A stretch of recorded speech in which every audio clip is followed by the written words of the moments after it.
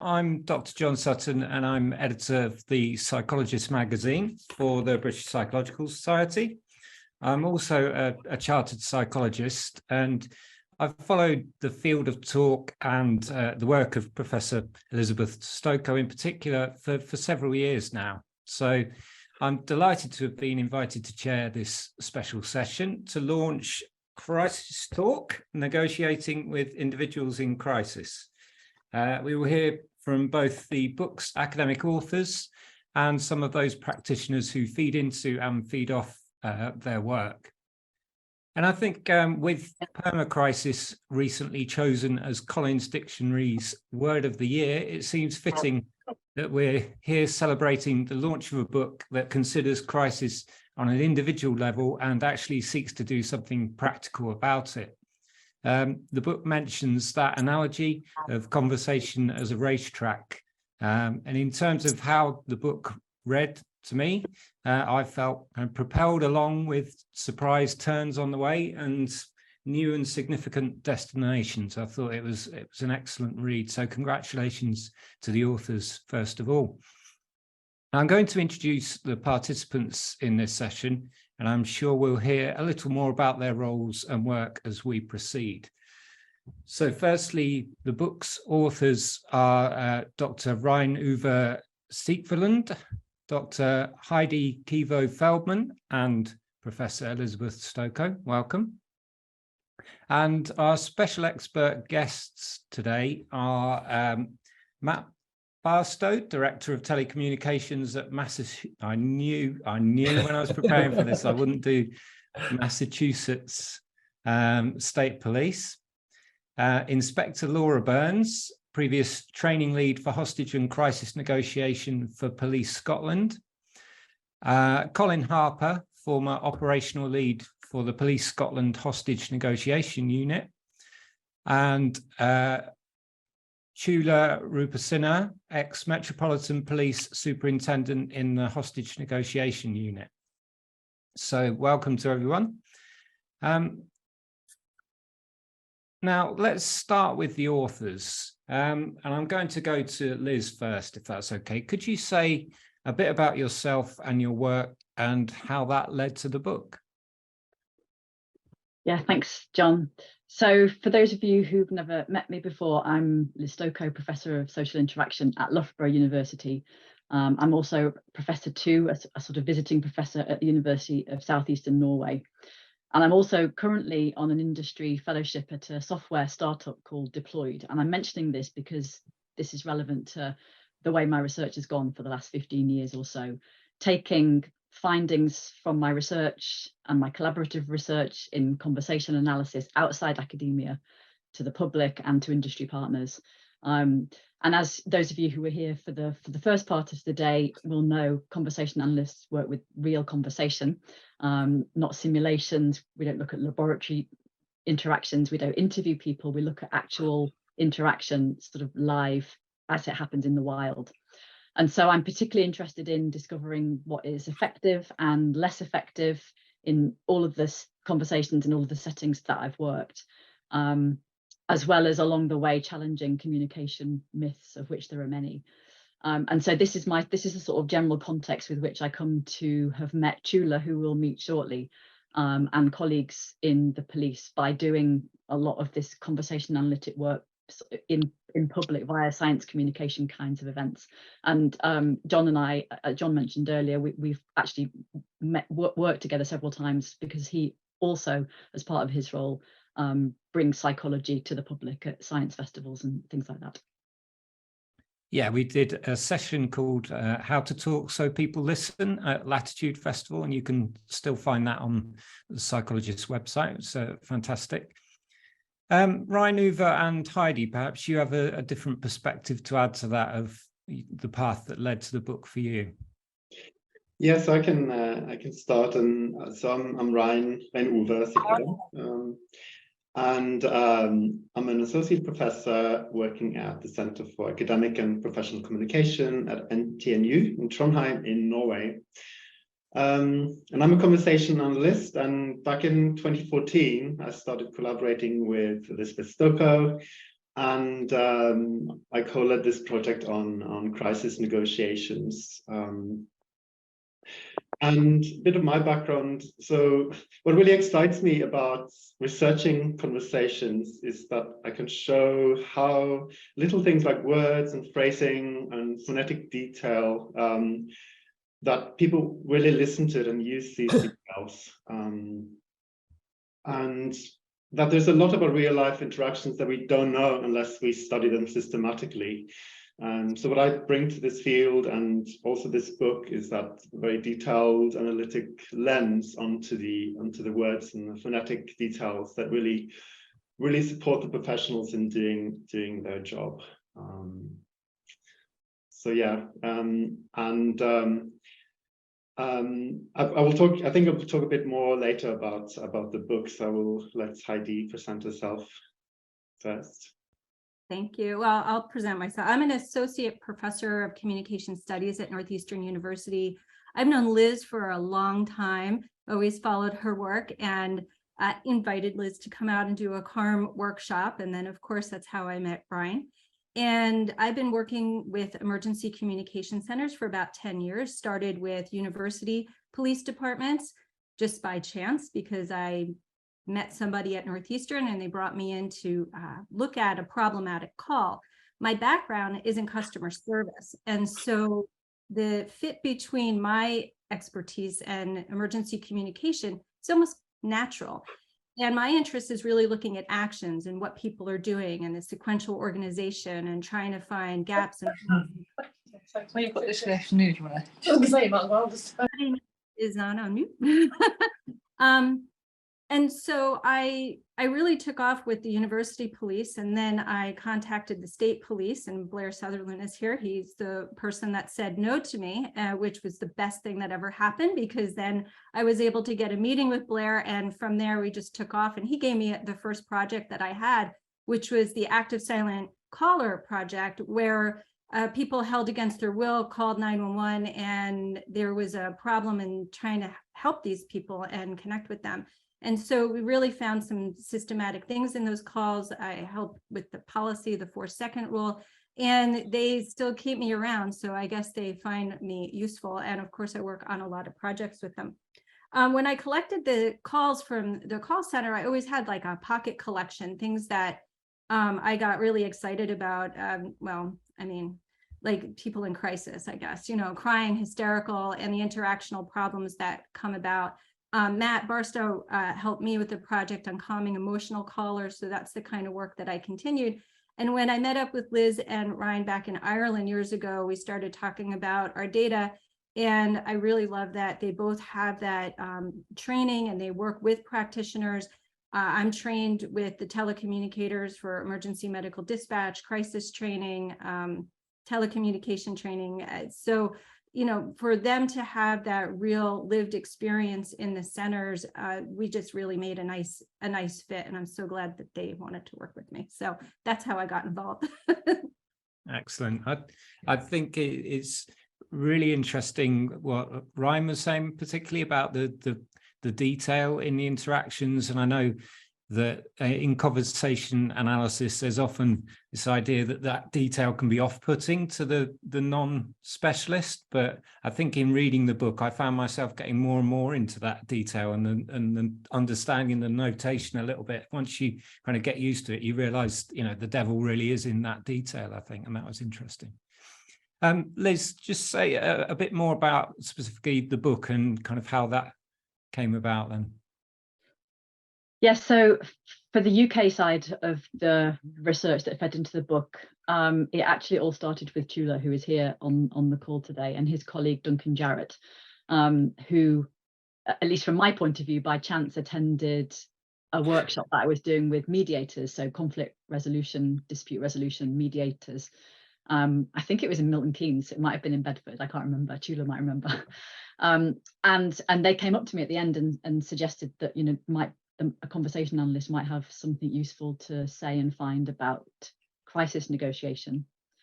And so they started this pathway towards, you know, a few years later, accessing data, finding some funding, And at this, by the time we started to look at the materials, Ryan was working with me at Loughborough.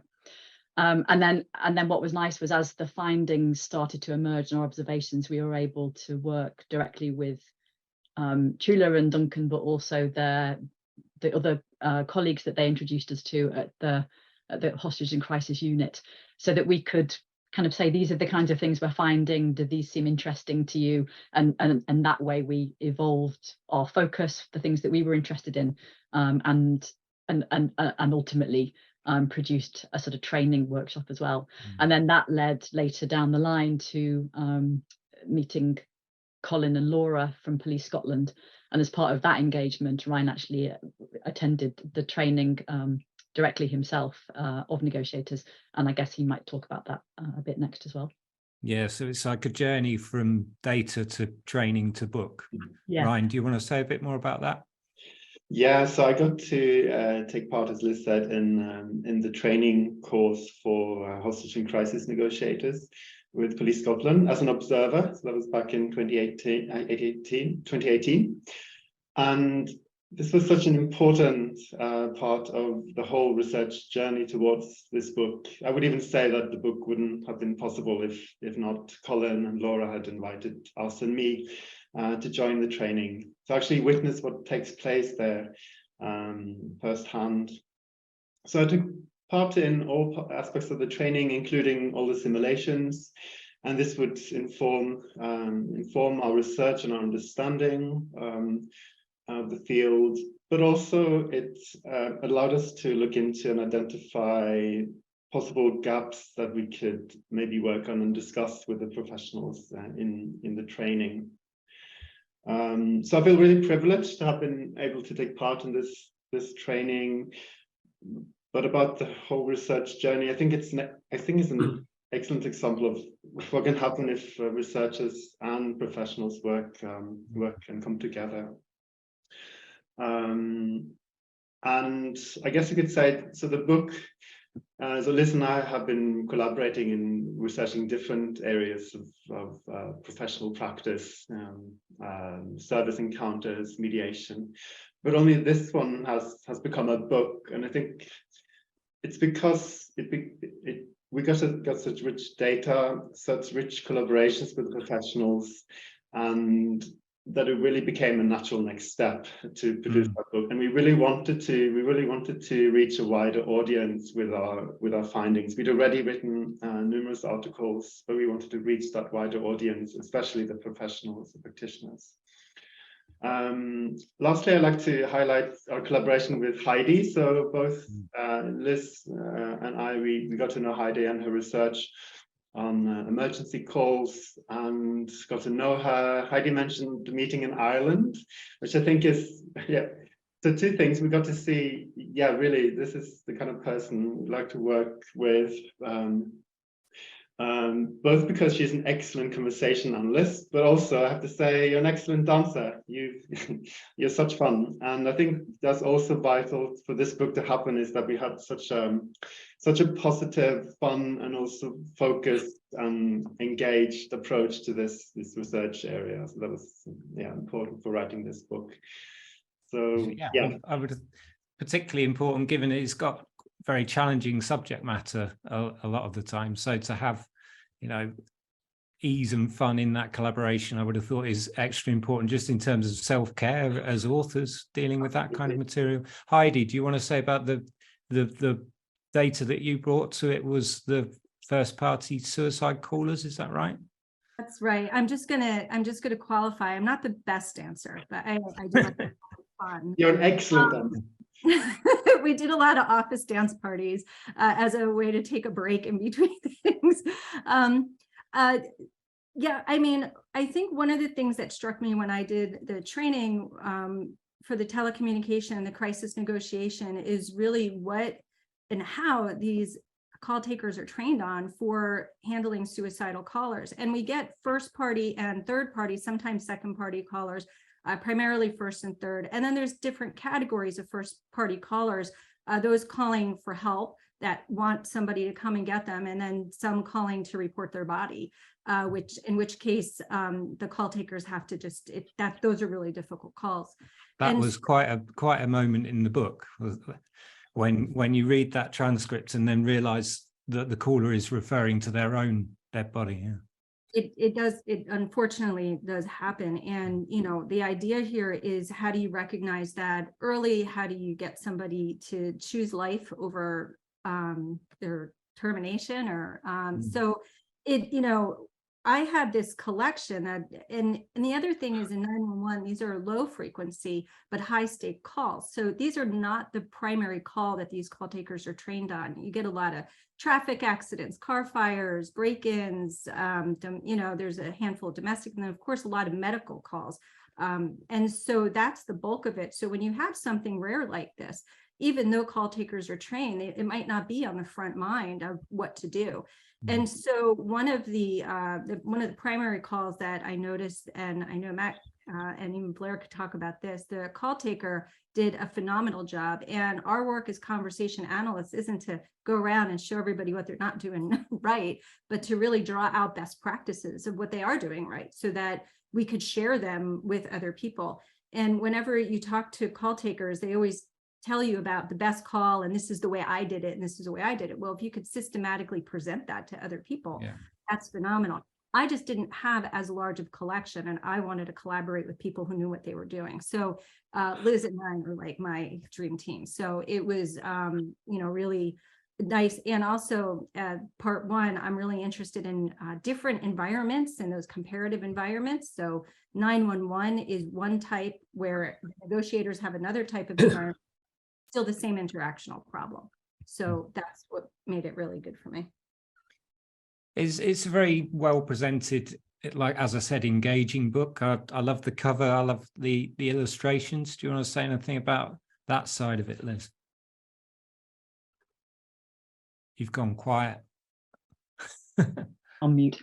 Yeah, I'm hoping that our editor at Routledge is here, Eleanor Taylor. I think she might be on the call. So we're really grateful to Routledge and to her for her enthusiasm and skill working with us on this book, and actually for permitting us to have an interesting cover, which was designed by our long-term CALM collaborators, A Dozen Eggs.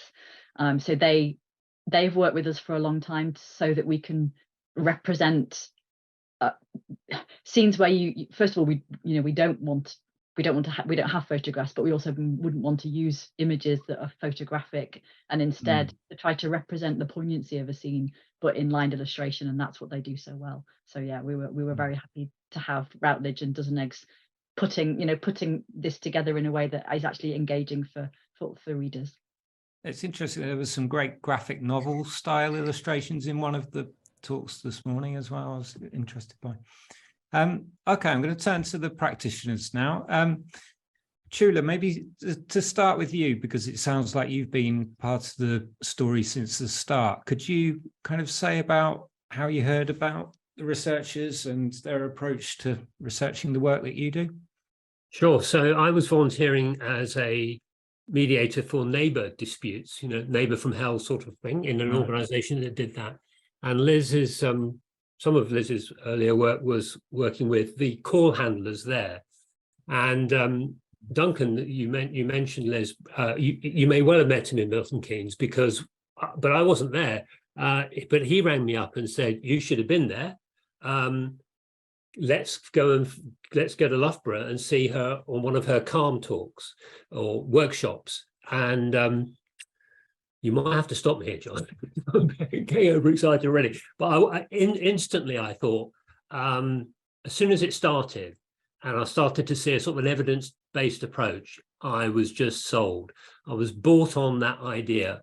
And we have been fortunate enough to do the national negotiator training that Ryan's just talked about, or the equivalent in Quantico for the FBI. Some of us have done both. It's very, very common for us to say it's the best course we ever did, and it is.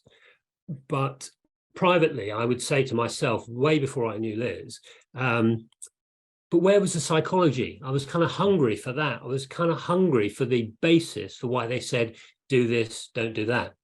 And so sitting in that workshop, it just appeals to me to have somebody say, well, if you say this is the end of the call, hang up. If you say this, they say, yes, please. Well, that's got to be interesting. It's got to be interesting. It's all very well hearing personal testimony, I did this and that, and it is interesting. But the generic lesson is what counts. And especially it's what counts if you want to introduce it into training. So I better take a breath there. So suffice to say, I went to Liz and said, why don't you look at our tapes? It's particularly fascinating for me, who's spent 20 odd years now trying to kind of bring psychology to society, to hear when it's gone so well, and there's been that instant connection between the researchers and the people who can make proper use of it out in the wild. Yeah. So it's great to hear. Matthew and Laura, do you want to add to that? Matt and Laura, sorry, shall I call you Matt? Sure. Good afternoon. Yeah, it was, I think it was 2013 is I was serving in the role of our Director of Dispatch Services for the Mass State Police. And my boss at the time, Blair Sutherland, who's on the call here, had approached me and said that he was approached by Heidi from Northeastern University because she had come to him. This was shortly after the Boston Marathon bombing of 2013. And she had some interest in listening to the calls and the dialogue that was occurring around reporting of that event and the subsequent response and all that. And of course, at the time, there was an active investigation, so we were unable to help her out with that call. But we discovered quickly that she didn't take no for an answer, and she kept coming back to us to say that she was interested in the other things that we do. And we have an expression around our place that we say that we are 150 years of tradition unimpeded by progress, where we were, in the law enforcement community, we very much like to believe that we are the best at what we do and only we know what we do. And so it was interesting to have someone from the outside coming in saying that they wanted to look at how we do things. And so certainly some people had a defensive tack to that. And I was very curious, as was Blair, to see what this was about. And I think really Heidi kind of piqued my interest when she gave an example, a very quick example of one of the things that she was doing at the time, really studying silence and how silence and communication is an important piece of how we all communicate with each other. And she said, if someone says to you, will you marry me? And the answer is yes, with that cadence, then you understand what that means. But if she says, if someone says to you, will you marry me? Yes. And there's that pregnant pause in the middle. I've said the exact same thing, but everybody understands that there's something there. There's the concern or the reserve or the trepidation about it. And when she said that, I was like, it is kind of important because there's all these discussions or all these studies about nonverbal communication, and when we talk in person and like when we're on cameras here, there's a lot of things that we communicate just by our presence, our stance, our look. Our people nodding, people not nodding, people shaking their head. And when you're on the phone with a caller, all you have is verbal communication. And so those moments of silence are that much more important. And so we kind of thought about it and said, this is something that we really have never looked at and looked at to say, maybe we're teaching our people what to say, but we're not necessarily teaching them how to say it or why they're saying it. And so she kind of came in with us, and that really was the start of this whole journey. Again, it's fascinating to me that you picked up one of my favorite things about conversation analysis is the idea that you can study silence, you can study absence. There's conversation analysts that study burps and coughs, and that's really interesting to me. Laura, do you want to carry on? Ask me follow on from analysing burps. That's a tough gig.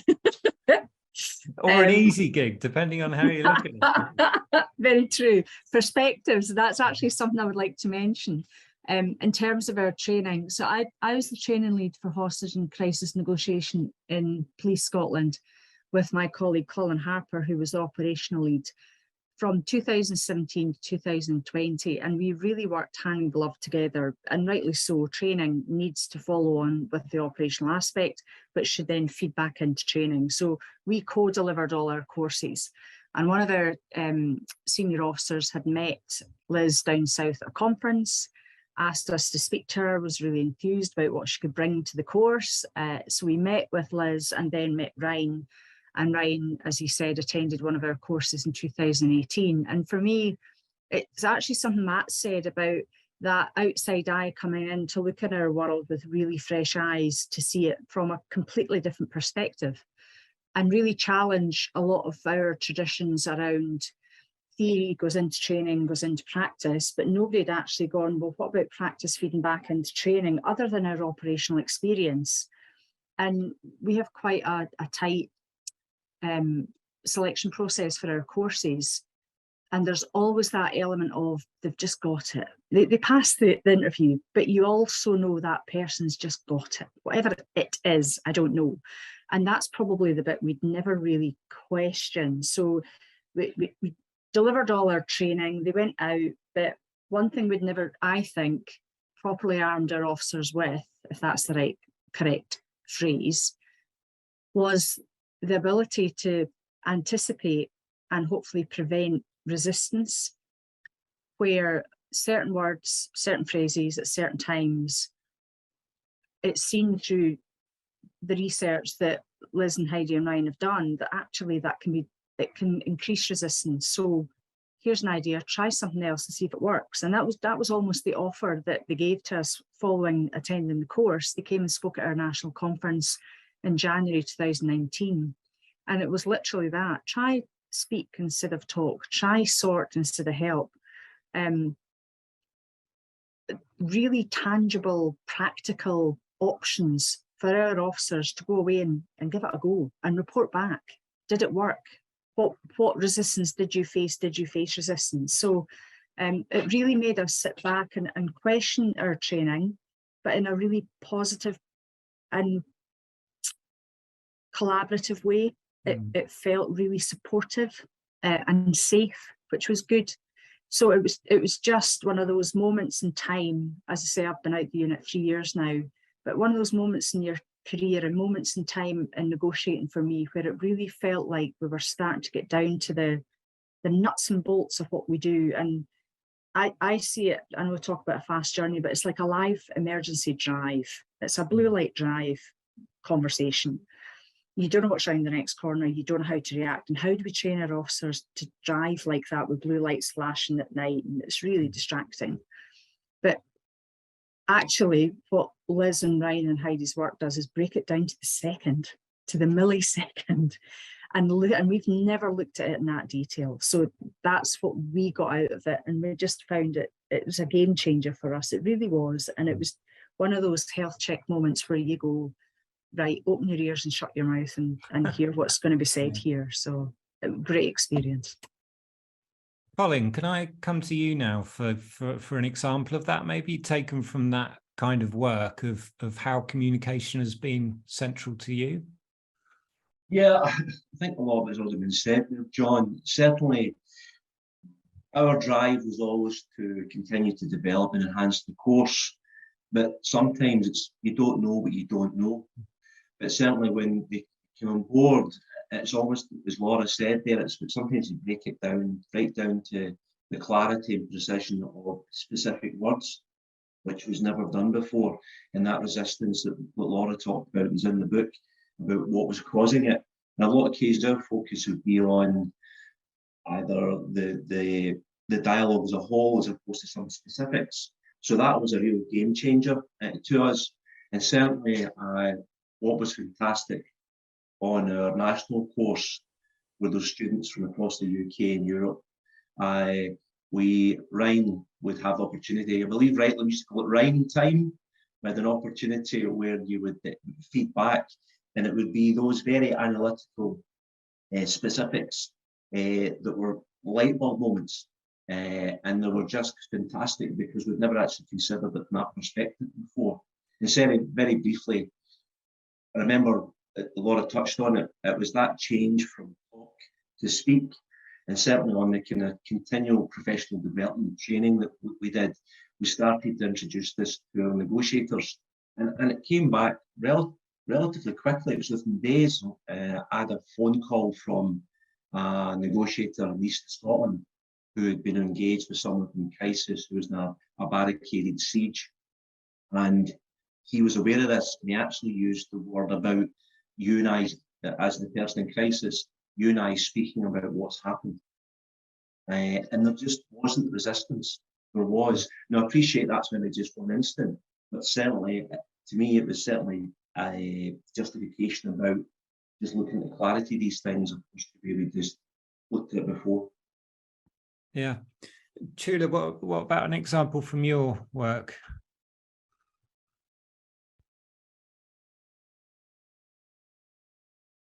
Oh, you're muted, Chula.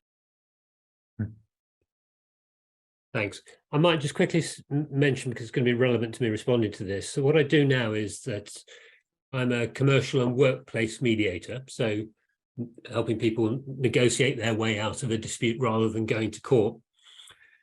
And an example has occurred, but rather than just talking about an example about saying the right set of words, or a particular word, many of us on this call will know the power of the word willing, thanks to this work.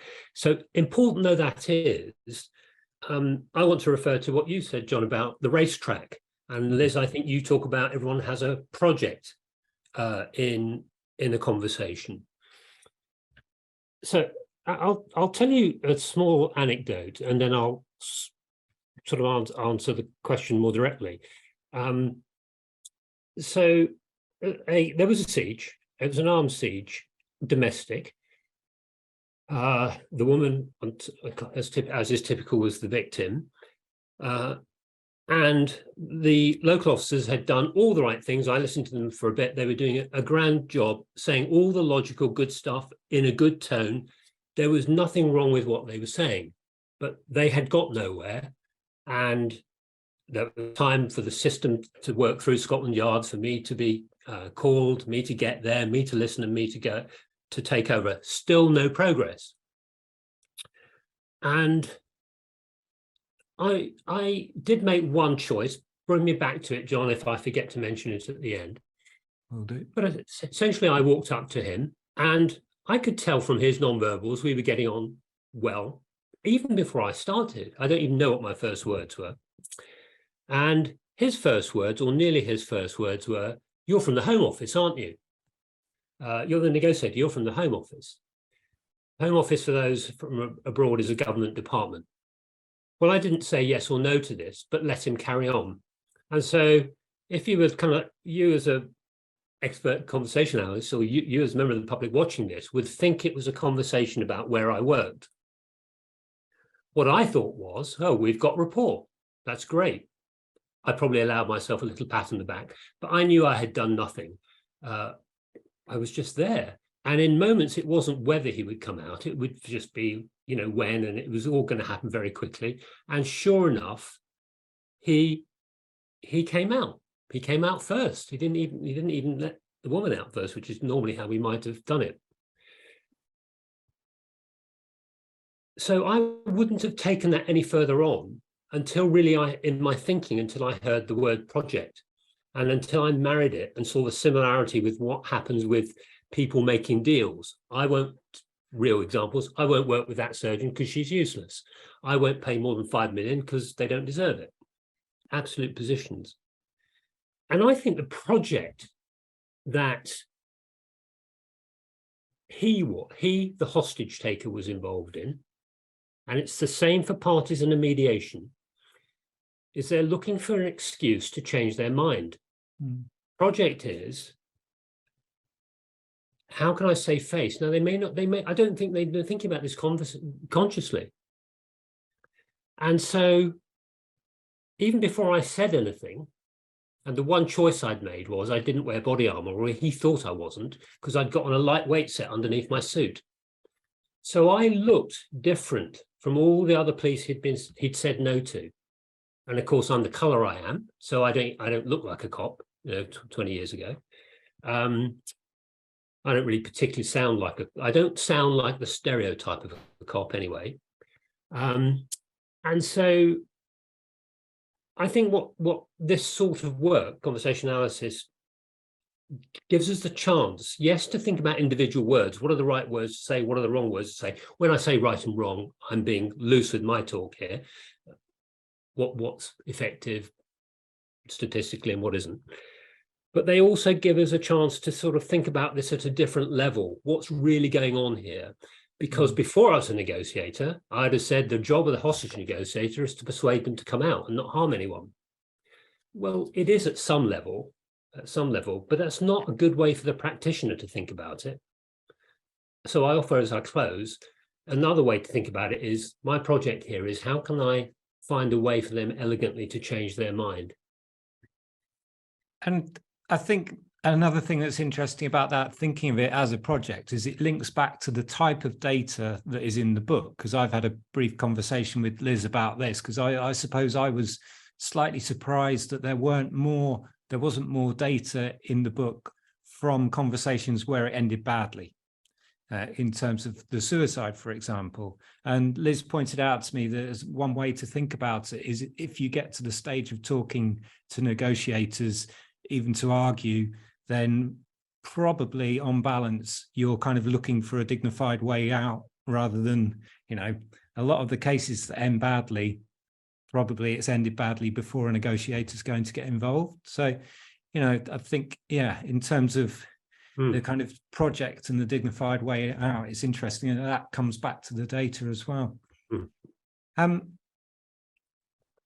are we? So,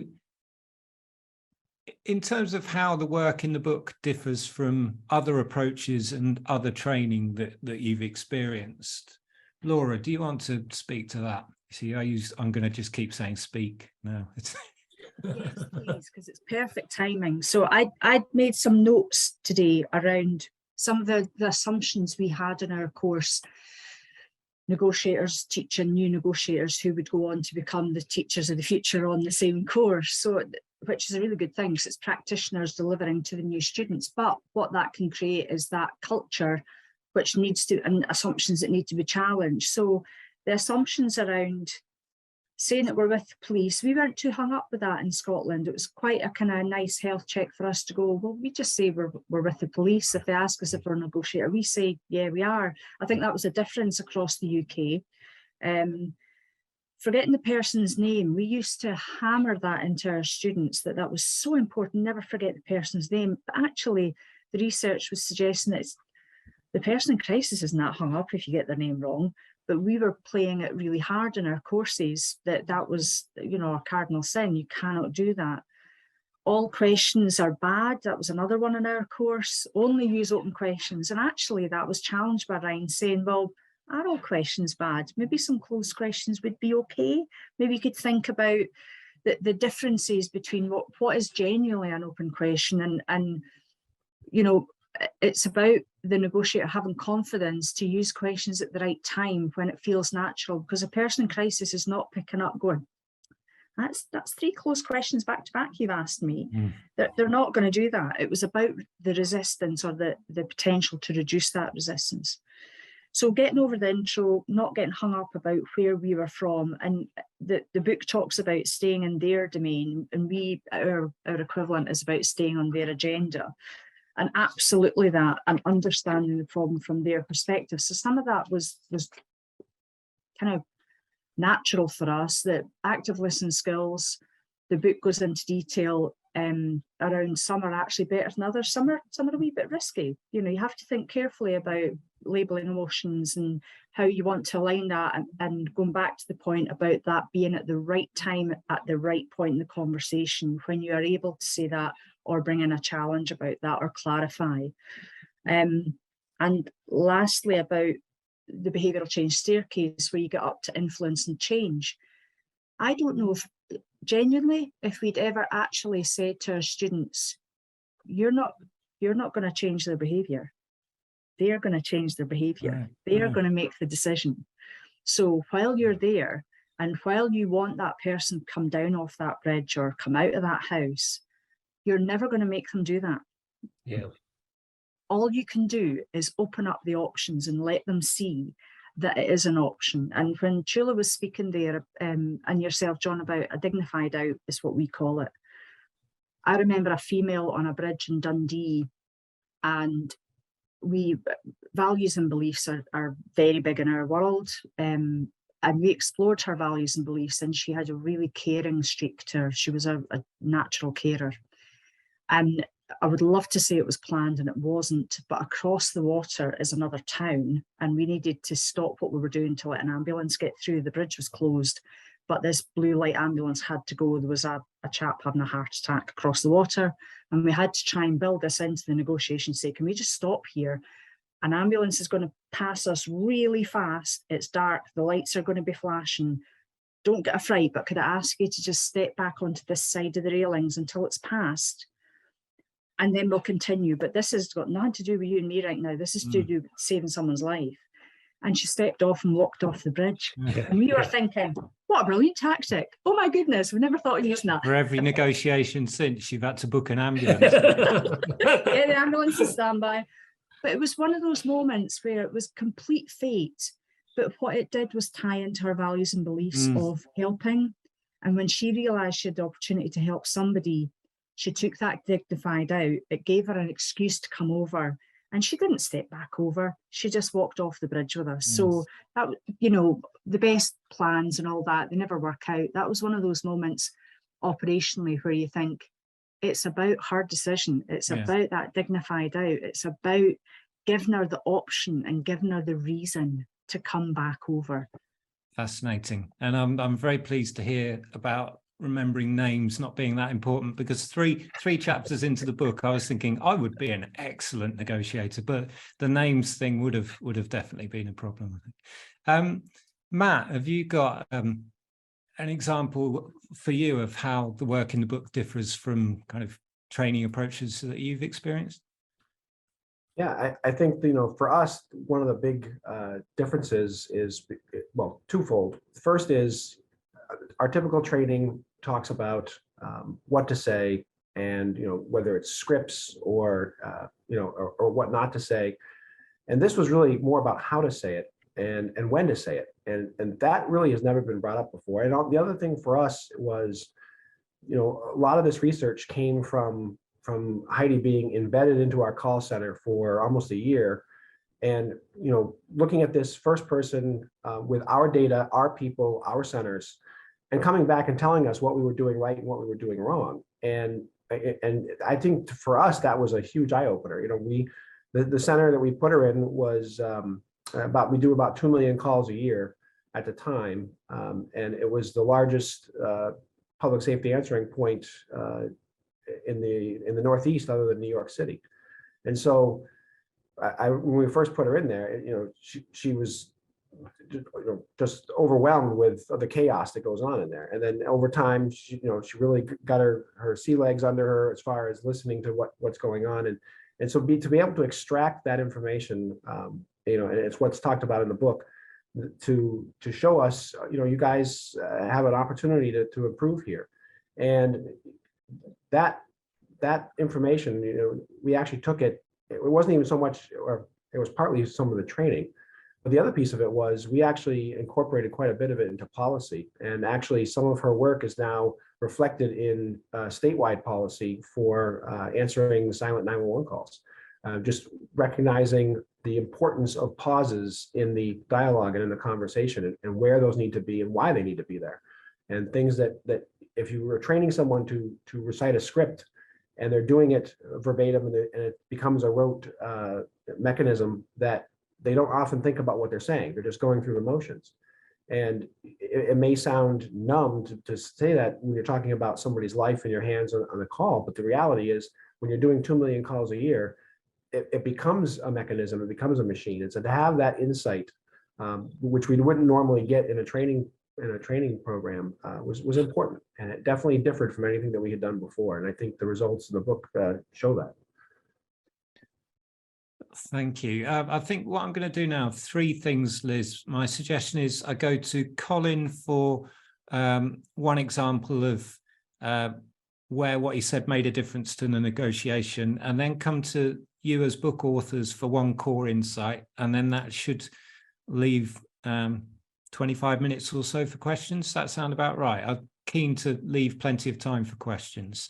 So yeah, Colin, if I could just come to you for an example of what you said or what you did, how you said it, whichever way you want to interpret that, how that made a difference.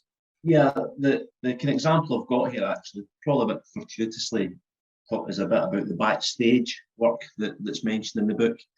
Yeah. We had a person in crisis on a bridge in the east of the country, brought the traffic to a standstill, and I was the negotiation team leader, and two negotiators were speaking to the person in crisis who was the wrong side of the railings on this bridge, who was obviously threatening to jump.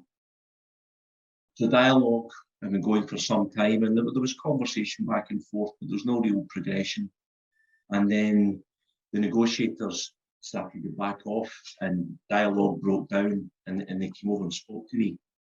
And there'd effectively been a threat from the person in crisis, which said that if you mention my mum one more time, I'm going to jump. So the negotiators came up to me and says, well, what do we do? I says, well, obviously we can't mention his mum again. And I said, quite the contrary. What we have to do here is, yes, it's about how it's said, what you say, but we have to, in Scotland's the term, grasp the nettle. We have to grab it, and we have to actually go there, because clearly his mum's important to him, because that's the elephant in the room. So this is where the backstage work, relatively over a matter of minutes, it was about how we're going to approach this at the appropriate moment, speak to him about his mum. So the negotiators actually were a bit taken aback, because there was a real risk. We didn't know if this guy was serious with jumping or not. But my assessment, based on the dialogue that happened up until that, was there was an opportunity there, as long as it was said correctly, with the right tone, right pace, etc., etc.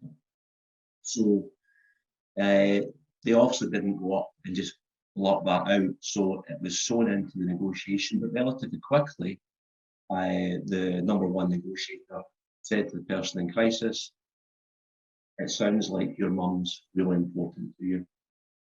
Effective was. And that was almost back to that use of silence. So it was left, the gap was left there, allowed them to assess it.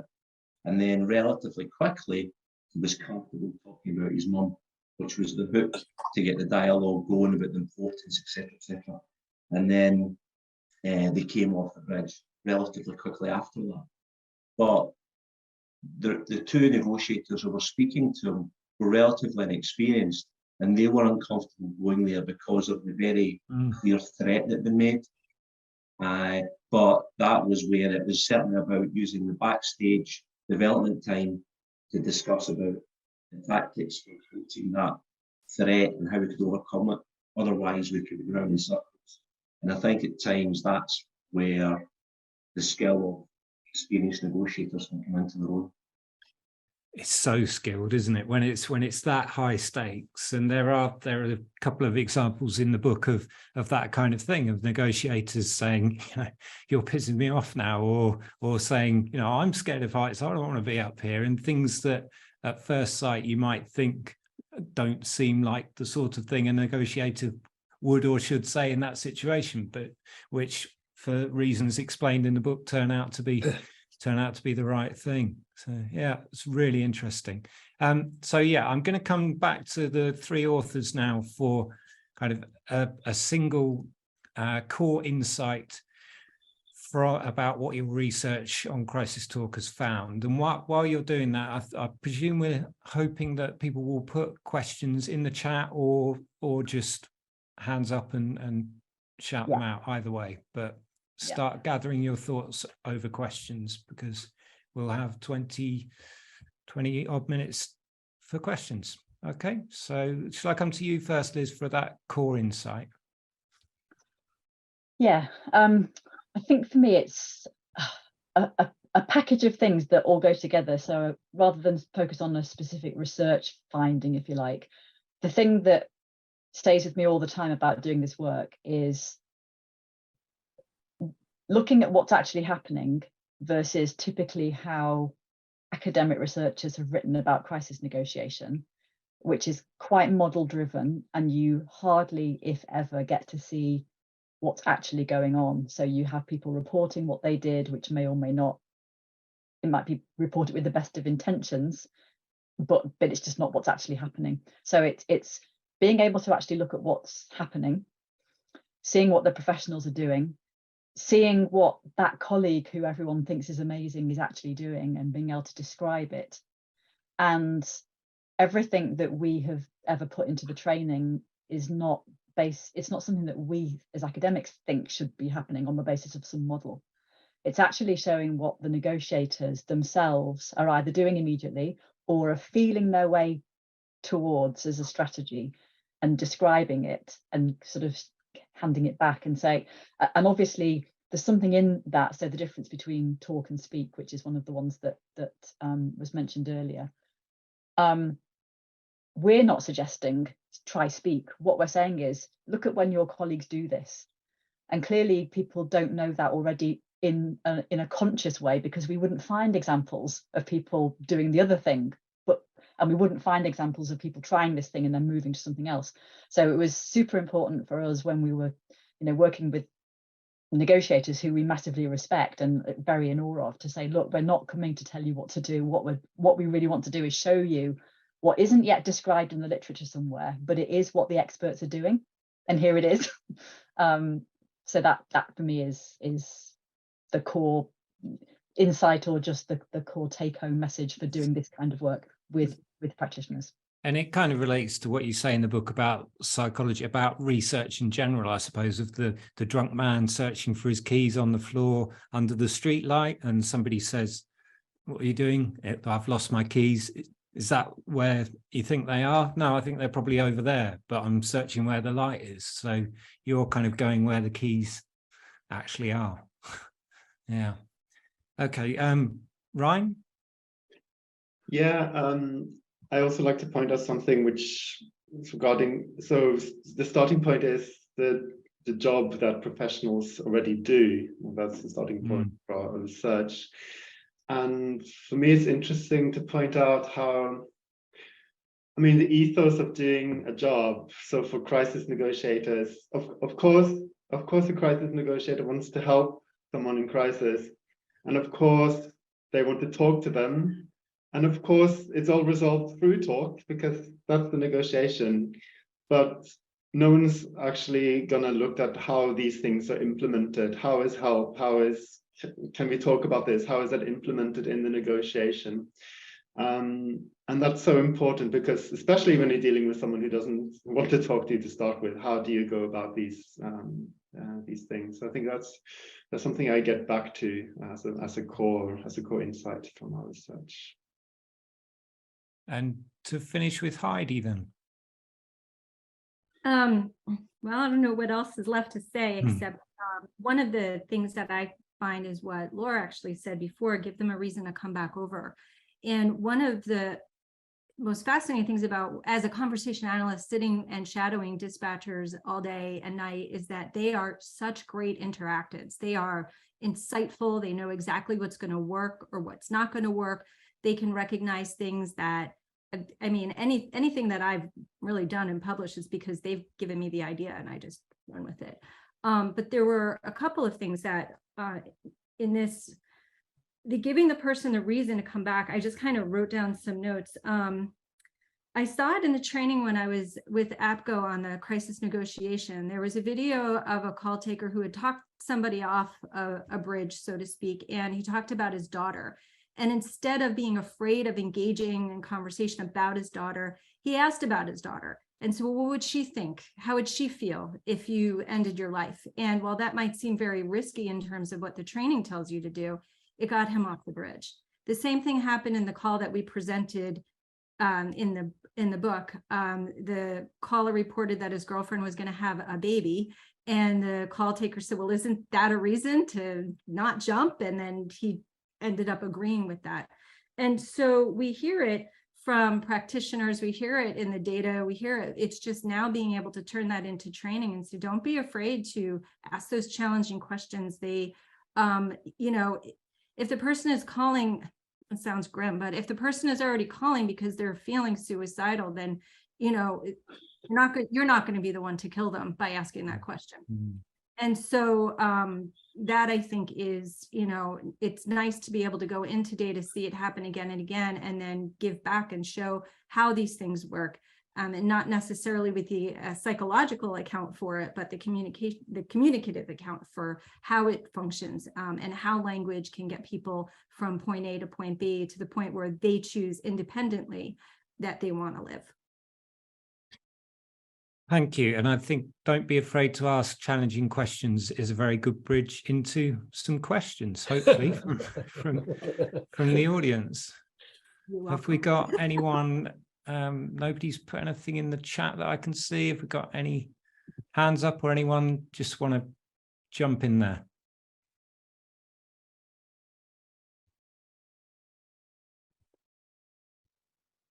Otherwise, I'll have to ask the first question. You have more of me. Can I just jump in for a second, John? Yeah. It's not a question per se, it's just about the book itself. Certainly, pardon the pun here, but the big takeaway was the takeaway sections. And that's how I've got them all marked with Post-its, so I can easily refer to them. But I found then that's what set the book apart, is that there's a lot of great negotiation books out there which will give you case studies, etc. But that based in the science and academia, I found really fantastic. The fact is you can then relate to them and refer to them. And I think it was Ryan that mentioned the gap in training, and Laura touched on it. I like to see a lot of that embedded into the training and looked at the training as opposed to simply just doing it the way it's always been done. Whereas there's clear opportunities there, and it's subtleties. It's not a massive sea change, but the subtleties around there on the takeaways and the summaries, I just think are fantastic. And maybe that kind of the practical applications, maybe that only really comes through the kind of marriage that you've managed between researchers and practitioners, which should be the norm. But as I say, over the years, I've very rarely heard researchers in awe of practitioners and practitioners equally responding with talk of kind of being in awe of the researchers and moments that changed when those two worlds came together. I wish that kind of happened more often.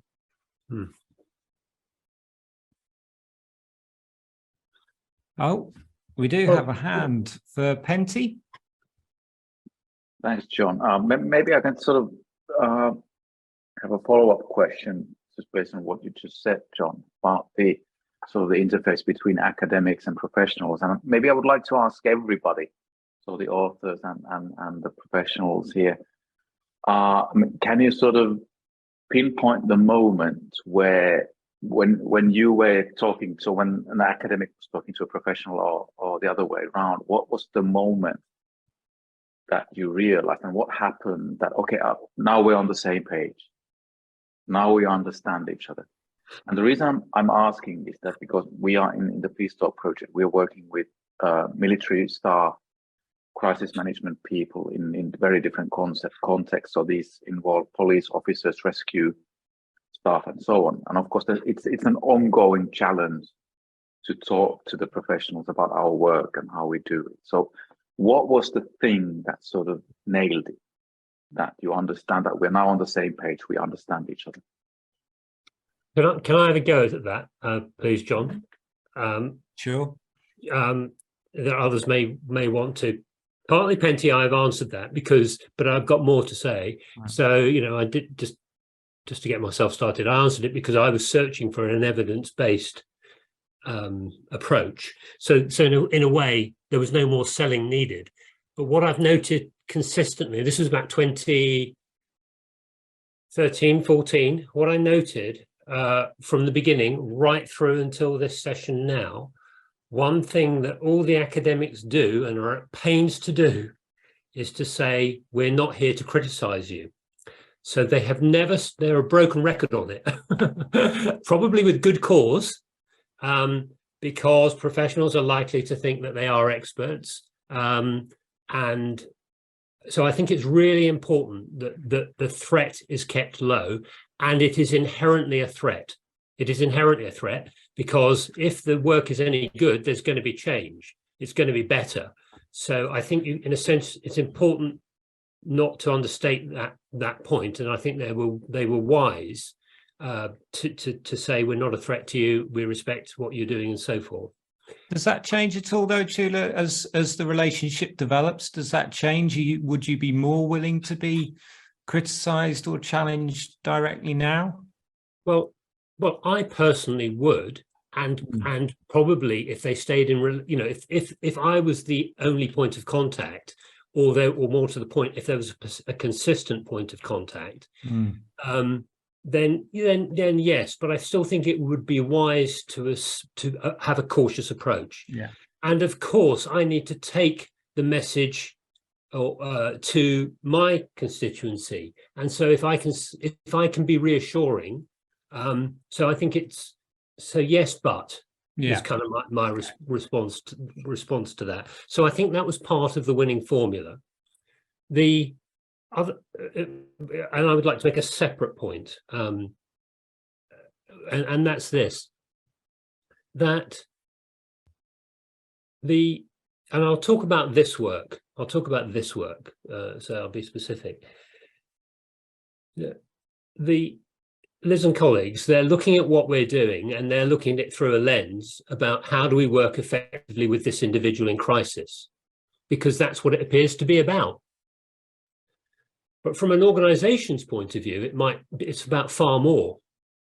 So if I'm a mediator and you're one of my surgeons who doesn't want to work with the other surgeon, I'm in a private conversation with you. It's not being recorded. Nothing you say is being recorded. Nothing I say is recorded. Neither of us can be held accountable for it. Whereas if I was a police officer, I'm now talking for the police service. I've been doing it on a public address system, leaning out of a helicopter. The whole world can hear it. It's bound to be recorded by umpteen different people, half of whom I don't know. Some of it's on a letter. I've been filmed by the BBC while I'm doing it. So I'm doing far more than trying to save this person's life or persuade this person to put down the gun before they come out. One of the things I'm doing is I'm protecting the organisation. And so this means that the training might have to be different. I'm going to give you one concrete example of it. Not that anyone has ever said this, but this is my interpretation of it. A lot has been talked here about, and Laura was doing it most recently, I think, about the agency of the individual. We can't persuade someone to do something or don't do something. Couldn't agree more. If someone's threatening to kill themselves and I don't say don't do it, if I don't say, John, don't jump, and he jumps, Mum and Dad are never going to forgive me, and they are going to sue the police force because, look, your officer didn't even tell him not to do it. Now, so the training, and this is, I promise you, talk all afternoon about this. The training is doing an awful lot more than it appears to be doing. Yeah. So I've no complaints at all, but to respond to Penty's question, so I think it might be, if you've been kind enough to ask, my answer might be, to wrap up, might be to be respectful of the fact that there might be other agendas at work here, some of which aren't disclosed, some of which aren't even known, but they're in the organizational psyche. Yeah. Thanks. Got it. Carolyn, I'm going to come to you. Thank you. I think some of the participants here have talked about this already, but I think there is so much about face and not losing face and maintaining face. I work as a mediator. I've had a stint as an academic. I call myself a pracademic rather than anything else, because I do, that theory into practice and practice into theory. And there's something there, particularly when you're not trying to persuade. Particularly when somebody has painted themselves into a corner. We've talked already about, it's about giving that person that elegant exit and being able to say, I've noticed that and I wonder why. Or now that you've maybe heard it from somebody else's point of view, what are your thoughts about? About training and, and selling, something to people. I was really just reflecting on what Laura and Colin was saying about, long-standing people who've done this training over the years. You don't want to go in and say that's rubbish, what you're doing. But actually, it is about saying, have you thought about, or it seems to be, or using that sort of approach and language, which is about getting that person on side without them actually losing any credibility or face.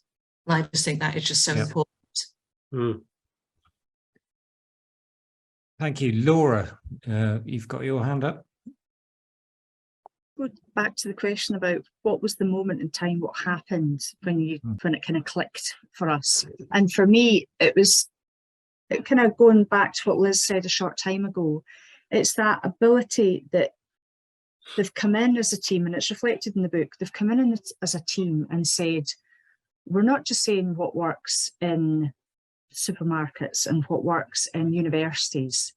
What they're saying to us as a body of people in this specialism is, we've looked at what your colleagues do, and this is what works when they do it. So they're actually just reflecting back to us, our peers, and almost condensing our peers' experience into those wee golden nuggets that you can have in your back pocket and try.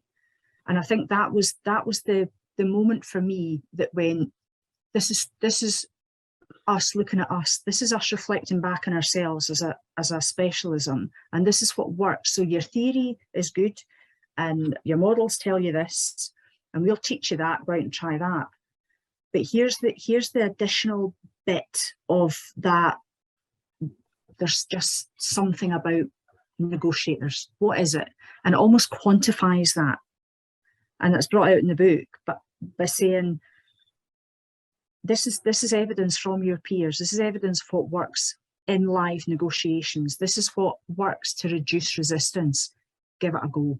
And that was the moment for me that joined the operational work and the training that we delivered at that time with the academic world to say, actually, they're talking to us about us. And we'd never had that before. Heidi. Unmute, and I'll lower my hand,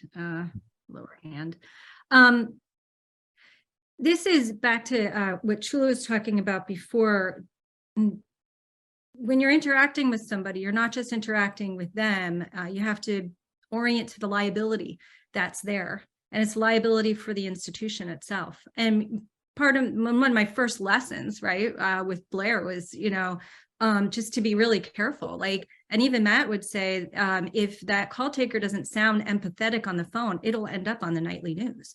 And because you are a presentation of your organization. So you have to worry about a lot of different things. And so given those multiple constraints and looking at what are the institutional constraints, and then what is the interactional thing going on here in front of you, it's a lot to sort out in one high stake call that you might have once in a while.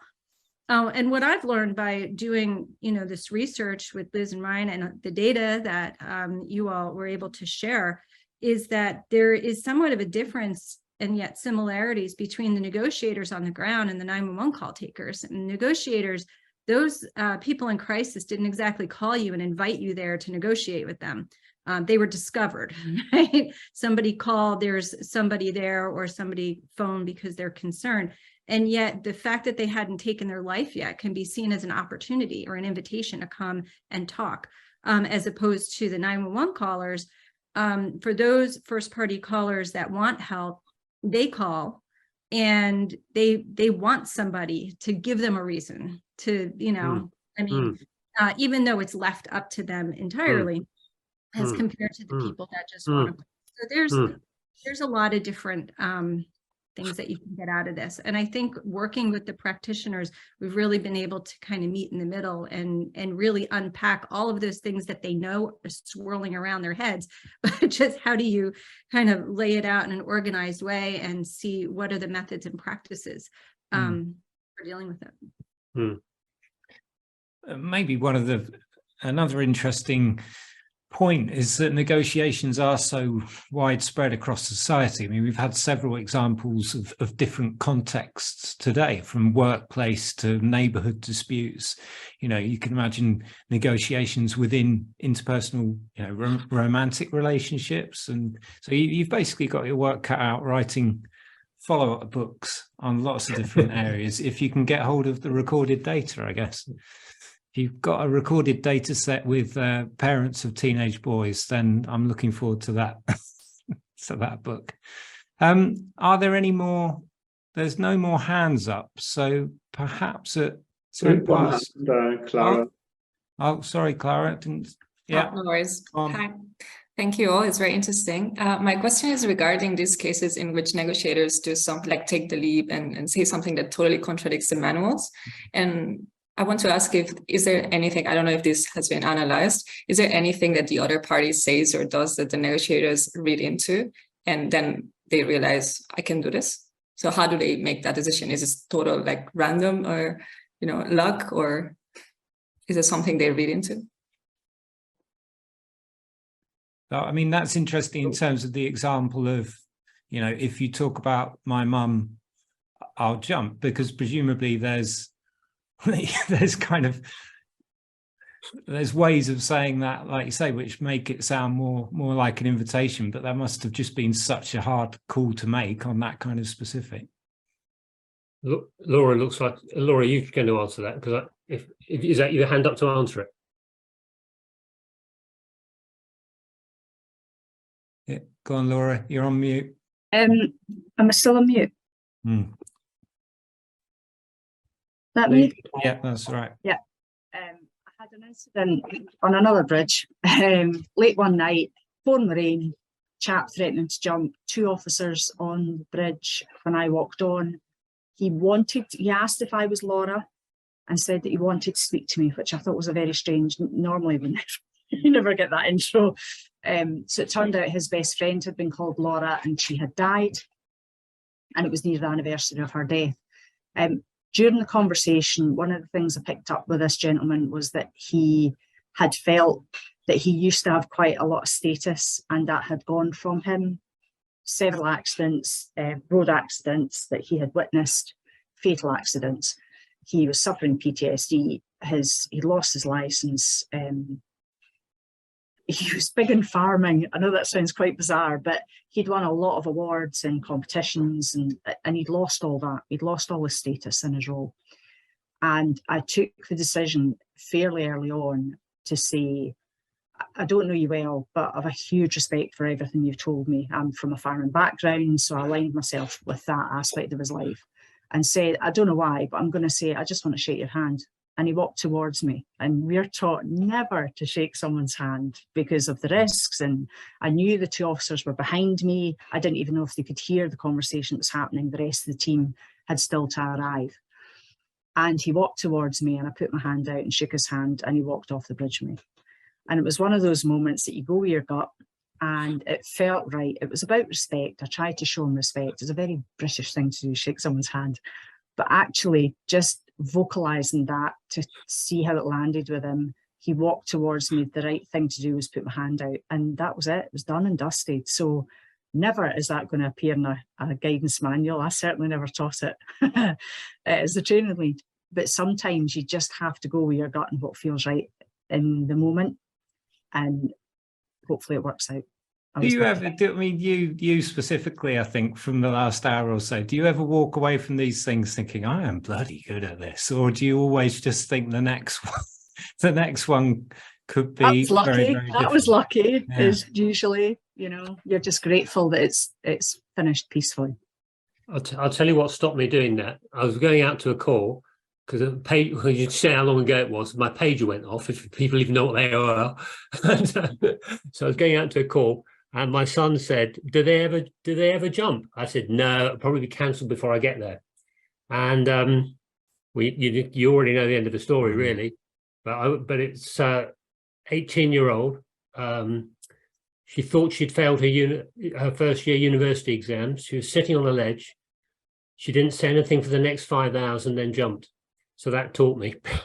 Yeah. We've got Phil in the chat. Chief Inspector Phil Vickers has made the point, I think listening to the emotion behind any threat or comment is key. The don't talk about my mum threat is only one dimension. The emotion behind it was more powerful. But presumably you're also listening out for the absence of emotion as well.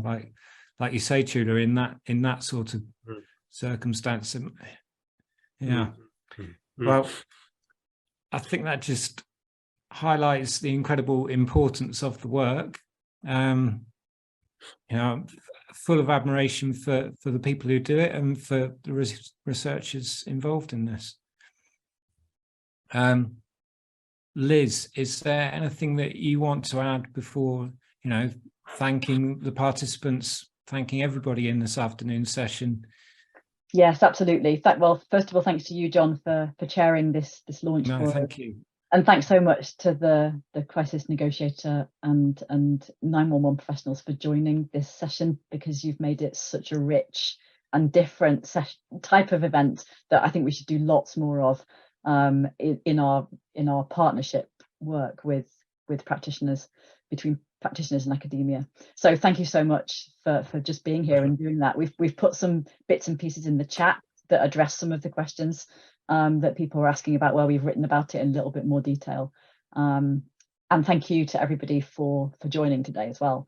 And I actually kept forgetting that I was sort of semi-involved in a host type way, because I was just so compelled to listen to our negotiator experts and hearing their stories. So thank you so much. Pleasure. Thank you from me as well. It's been so inspiring. I'm so glad we got to do this. Thank you. Same. Right. If it wasn't for I have so much respect for the call takers that I work with. I absolutely love it. And it's just every time I'm there, I learn something new from them. And so I could never do the job myself, but I certainly am very appreciative of the people who can. Yeah, thank you. And enjoy the workshop for those who are doing it at 3:30. I think that's right, Liz, yeah? That's right.